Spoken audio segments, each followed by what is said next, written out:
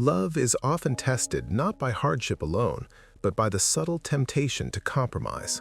Exodus 24 records one of the most solemn moments in Israel's history, when the covenant between God and his people is formally sealed. In Exodus 24:7, the people declare, "We will do everything the Lord has said. We will obey." This is not an emotional response, but a public commitment. Love for God is expressed through covenant loyalty, not selective obedience. The blood sprinkled on the altar and the people confirms that this relationship is binding and costly. Yet covenant promises must be sustained beyond moments of declaration. Jesus addresses this tension directly in John 8:31-32, saying, "If you hold to my teaching, you are really my disciples. Then you will know the truth, and the truth will set you free." Love that refuses compromise does not merely hear truth, it abides in it. Freedom, according to Jesus, is not found in independence, but in faithful submission to his word. The resistance that follows in John 8:33-38 exposes how easily people confuse religious identity with spiritual freedom.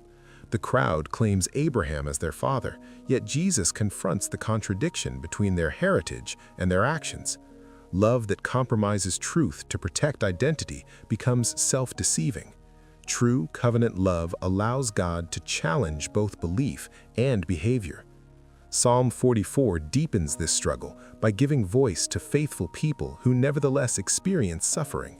The psalmist affirms loyalty to God while wrestling with apparent silence. Love that refuses compromise does not abandon faith in moments of confusion. It holds to covenant even when circumstances contradict expectation.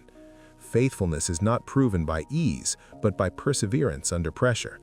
Paul addresses a similar theme in 1 Corinthians chapter 4, reminding believers that apostles and leaders are stewards of God's mysteries, not servants of public approval.